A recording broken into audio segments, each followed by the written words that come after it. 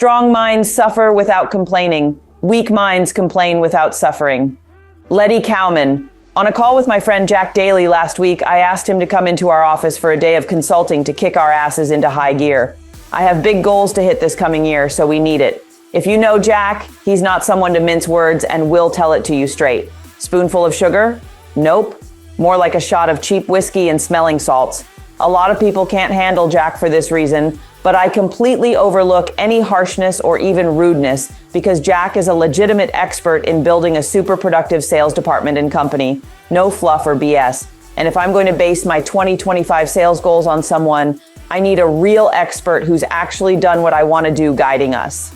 These days, we're surrounded by fake gurus, 12-year-old kids on YouTube and Facebook who need a lesson in how to iron their shirt and shave the tuft of fur off their chin before they try telling me how to stop being the bottleneck to my business or scale it to 7 figures.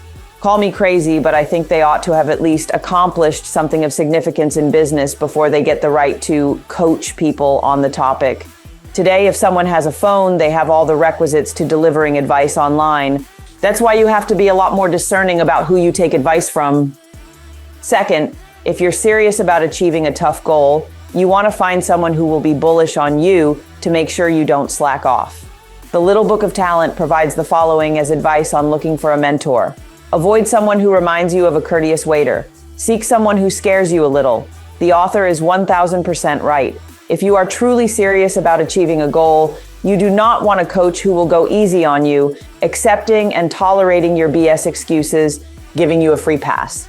I was recently told by Sidima Fowler, founder of Iconic IT, and my cohort in running our sales accountability group that some of the members don't like being yelled at by Robin. They prefer to just get the training and have a gentle, non-confrontational discussion about sales instead of my style of belligerent focus on the numbers. How many clients did you close this week, this month, this quarter? How many new opportunities did you open? Qualified leads generated? 0 is not acceptable, nor is not knowing your numbers at all. The feedback to Sidima was that they don't want to be called on the carpet every week. Let's just sip our tea and eat our crumpets as we say jolly ho and good day, sir, in polite society. Look, you don't join a sales accountability group with me and expect it to go easy, do you? It's called accountability for a reason. It's not a meetup or a social hangout. Accountability is, by definition, an acceptance of responsibility for someone or something. Personally, I think we're all going too damn soft. All you hear is don't be too hard on other people. Don't be too hard on yourself. Just surrender and accept yourself as you are.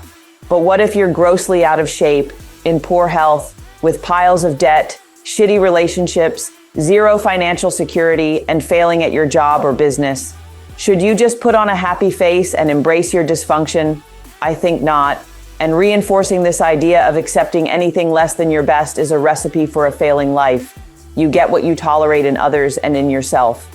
When looking for a mentor, someone who is nice and tiptoes around your failure to launch to avoid the risk of aggravating you is almost certainly doing that because they are needy and fearful of losing you as a client. And that's not a good thing. I can assure you that anyone who's truly great at what they do is not going to waste their time pandering to your preferences, skirting around the hard topics, and only telling you what you want to hear to avoid losing you as a client. A great coach will give it to you straight and tell you off when you need it. A stern but loving parent who is more concerned about getting you the result you want than bruising your fragile ego. Further, great consultants, coaches don't want to waste their breath on someone who's simply not going to execute and prefers a good excuse over a good opportunity. Here's something to consider. Are you worthy of your mentor's time and attention? You are not entitled to receive a coach's full attention and effort because you can write a check. Great coaches are not going to waste their time dickering around with your basket full of excuses and reasons why you can't get something done. They want to work with champions who implement.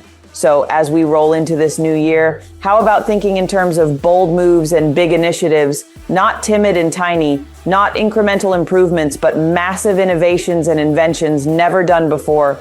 If you're not playing to win big, why get in the game at all? And yes, it's going to be very, very difficult and suck, which is why you need a grizzled, seasoned pro to be tough on you. If you're not willing to hire that person, you might question if you're truly serious about the goal at all.